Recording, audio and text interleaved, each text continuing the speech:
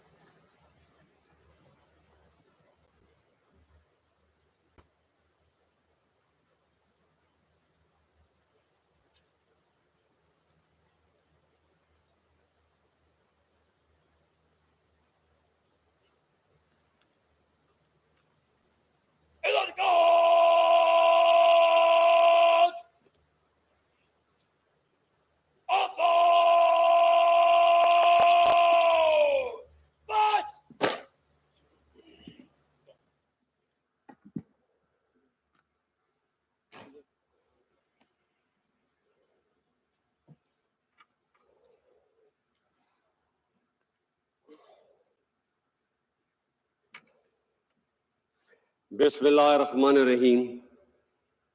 جناب صدر مملکت اسلامی جمہوریہ پاکستان، شہدائے پاکستان کے عظیم اہل خانہ، بہادر غازیوں، سینٹ اور قومی اسمبلی کے ممبران، جنرل آفیسرز، مہمان گرامی اور خواتین و حضرات، السلام علیکم.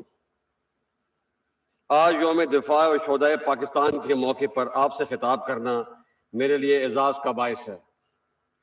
بلا شبہ دفاع وطن ایک مقدس فریضہ ہے جو ہمیں جان سے بھی زیادہ عزیز ہے. ہمارے شہداء کی قربانیاں وطن سے محبت کے اسی جذبے کا اظہار ہیں جو ہمارے دلوں کو بھی جذبہ شہادت سے سرشار رکھتی ہیں.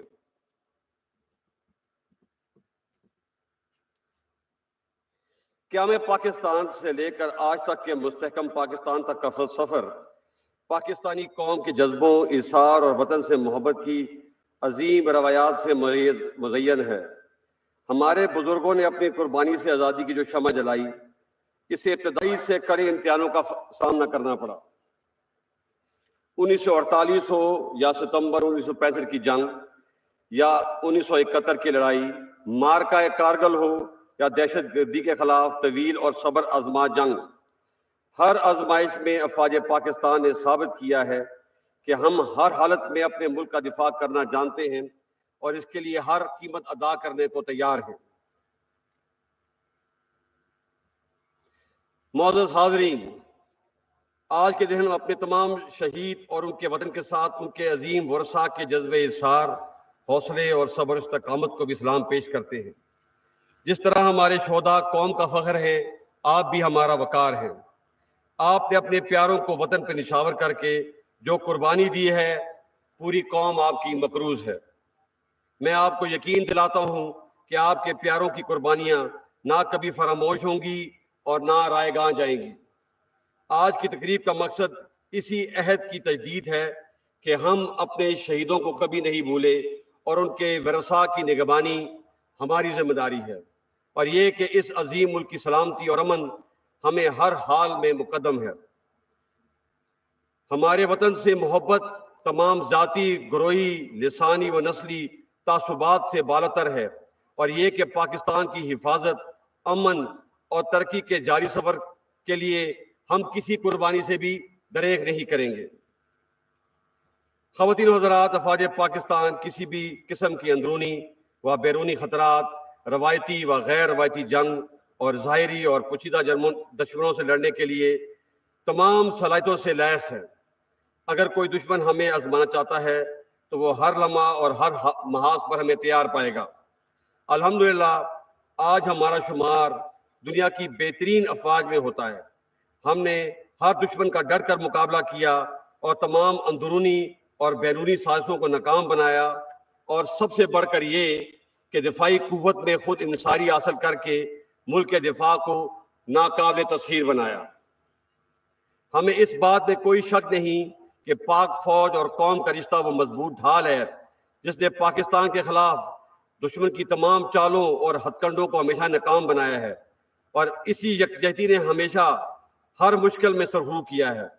یہاں یہ امر بہت اہمیت کا حامل ہے کہ عوام کے تعاون کے بغیر کوئی بھی فوج ریت کی دیوار ثابت ہوتی ہے، جیسے کہ ہم نے اپنے ہمسایہ ملک میں دیکھا.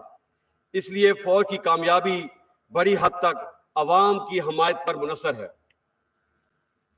خواتین و حضرات، ہمیں اس حقیقت کو بھی مد نظر رکھنا ہوگا کہ موجودہ دور میں جنگ کی نوعیت بدل گئی ہے.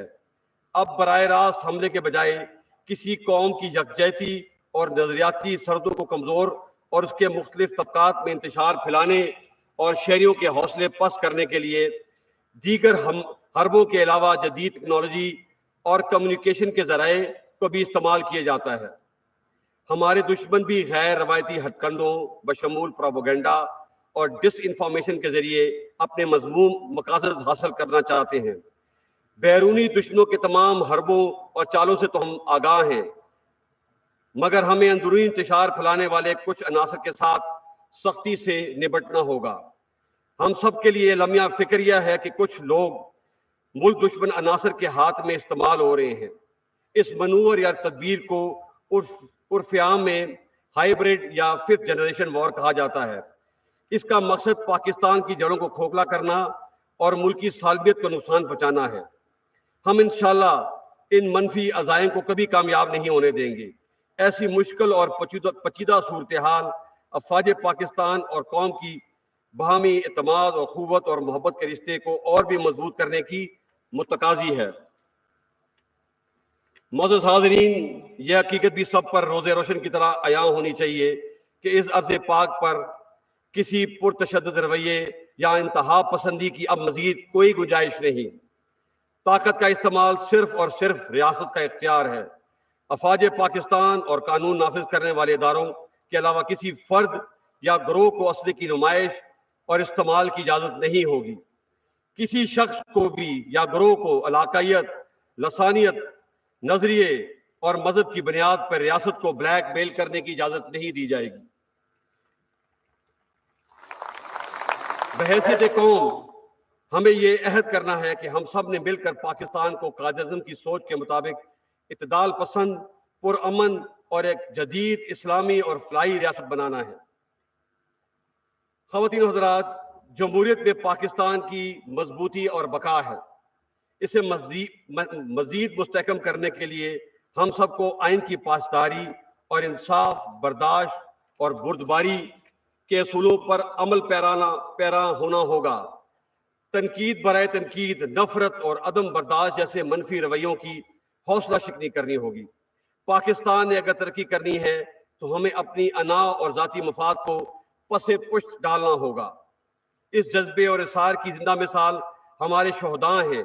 ہمیں ان سے سبق سیکھ کر آگے بڑھنا ہے، اور بقول امریکی صدر جان ایف کینیڈی، یہ مت پوچھئے کہ ملک آپ کے لیے کیا کر سکتا ہے، بتائیے آپ ملک کے لیے کیا کر سکتے ہیں۔ یہاں میں اس بات پر بھی زور دینا چاہتا ہوں کہ 21ویں صدی میں ہمیں ایک دوسرے کے خلاف جیو پالیٹکس کی روایتی منفی سوچ کے بجائے عوام کی ترقی اور خوشحالی اور علاقائی تعاون کے فروغ کے لیے جو جیو اکنامک ترجیحات، خطے کے اشتراک اور جدید ٹیکنالوجی کے حصول پر کام کرنا چاہیے۔ میں سمجھتا ہوں کہ اب تعلیم، صحت، infrastructure development, population control, climate change ہماری ترجیحات ہونی چاہیے۔ معزز حاضرین، ہم خطے کی صورتحال پر گہری نظر رکھے ہوئے ہیں، خاص طور پر افغانستان سے غیر ملکی افواج کے انخلاء کے بعد جہاں صورتحال امن و استحکام کا ایک موقع فراہم کرتی ہے، وہیں یہ مزید خطرات اور مشکلات کا پیش خیمہ بھی ثابت ہو سکتی ہے۔ ہم افغانستان کے برادر عوام کی سلامتی اور ترقی کے لیے خواہش مند ہیں اور یہ توقع رکھتے ہیں کہ اقوام متحدہ سمیت خطے اور دنیا کی بڑی طاقتیں افغانستان میں پائیدار امن کے لیے اپنا مثبت کردار ادا کریں گی۔ اس بات میں کوئی شک نہیں کہ 1979 سے افغانستان کے عوام نے بہت سی مشکلات کا سامنا کیا ہے۔ ہم جنگ کی تباہ کاریوں اور اس کے نتیجے میں پیدا ہونے والے افغان بھائیوں کی مشکلات اور دکھ درد سے نہ صرف آگاہ ہیں بلکہ اس درد کو محسوس بھی کر سکتے ہیں۔ پاکستانی قوم ہمیشہ کی طرح آج بھی اپنے افغان بھائیوں کے ساتھ کھڑی ہے۔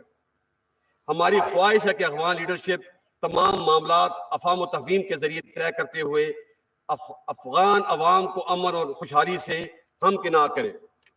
ہم یہ بھی توقع کرتے ہیں کہ افغانستان میں ایک مستحکم اور تمام فریقین کے نمائندہ حکومت قائم ہو، انسانی حقوق بشمول خواتین کے حقوق کا احترام کیا جائے، افغان سرزمین کسی بھی دوسرے ملک کے خلاف استعمال نہ ہو، اور اس کے ساتھ ساتھ ہم یہ بھی توقع کرتے ہیں کہ دنیا اس مشکل گھڑی میں افغان قوم کو تنہا نہیں چھوڑے گی اور نہ کسی انسانی بحران کا شکار ہونے دے گی۔ اس سلسلے میں پاکستان دنیا سے ہر ملک سے تعاون کرنے کے لیے تیار ہے۔ خواتین و حضرات، جہاں تک ہماری مشرقی سرحدوں کا تعلق ہے، اس میں بالخصوص 2019 کے بعد کئی نازک لمحات آئے، مگر پاکستان نے صبر و تحمل کا مظاہرہ کرتے ہوئے ایک ذمہ دار اور امن پسند ریاست ہونے کا ثبوت دیا۔ تاہم ہماری امن پسندی کی خواہش کو ہماری کمزوری نہ سمجھا جائے۔ ہم کسی بھی جارحیت کا بھرپور مقابلہ کرنے کی اہلیت رکھتے ہیں۔ میں یہ واضح کر دینا چاہتا ہوں کہ پاکستان اور ہندوستان کے تعلقات کے درمیان کشمیر کا مسئلہ کلیدی حیثیت رکھتا ہے۔ ہم کشمیر کے بارے میں ہندوستان کے 5 اگست 2019 کے تمام یک طرفہ اور غیر قانونی اقدام کو رد کرتے ہیں، جو تمام بین الاقوامی اصولوں کے منافی ہیں۔ ہم کشمیری عوام کے جذبہ حریت، شہیدوں کی قربانیوں اور خاص طور پہ سید علی گیلانی کی طویل اور عظیم جدوجہد کو خراج تحسین پیش کرتے ہیں اور یقین دلاتے ہیں کہ ہم ہر سطح پہ اپنے کشمیری بھائیوں کی سیاسی، اخلاقی اور سفارتی حمایت جاری رکھیں گے۔ معزز حاضرین، آخر میں وطن کی آزادی، سلامتی اور حرمت پر قربان ہونے والے افواج پاکستان کے بہادر افسروں، سردار صاحبانوں، جوانوں، انٹیلیجنس ایجنسیز کے اہلکار، ایف سی، رینجر، پولیس اور لیوی کے شہداء کو سلام عقیدت پیش کرتا ہوں۔ یقیناً ان کی ثابت قدمی اور قربانی کی بدولت ہی ہماری آزادی کو دوام ملا ہے۔ میں شہداء کے لواحقین کے صبر و استقامت کو بھی سلام پیش کرتے ہوئے اس بات کا برملا اظہار کرتا ہوں کہ اس قوم کو دنیا کی کوئی طاقت شکست نہیں دے سکتی جس کی مائیں اپنے بیٹوں کو وطن کی حرمت پر قربان ہونے کے لیے پروان چڑھاتی ہیں۔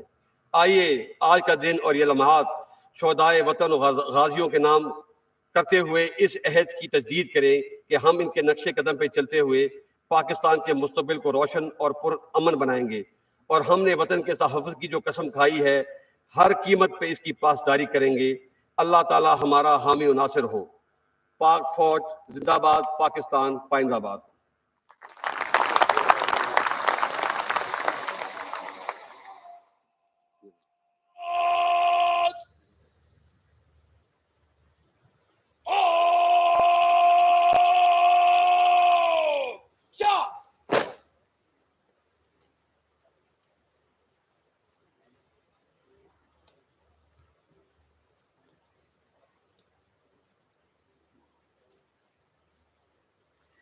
خواتین و حضرات، اب میں دعوت دوں گی آج کی تقریب کے مہمان خصوصی صدر Pakistan and the Supreme Commander of the Pakistan Armed Forces عزت مآب ڈاکٹر عارف علوی کو کہ وہ ہم سب کی جانب سے یادگار شہداء پر پھول چڑھائیں اور اس تقریب سے خطاب کریں۔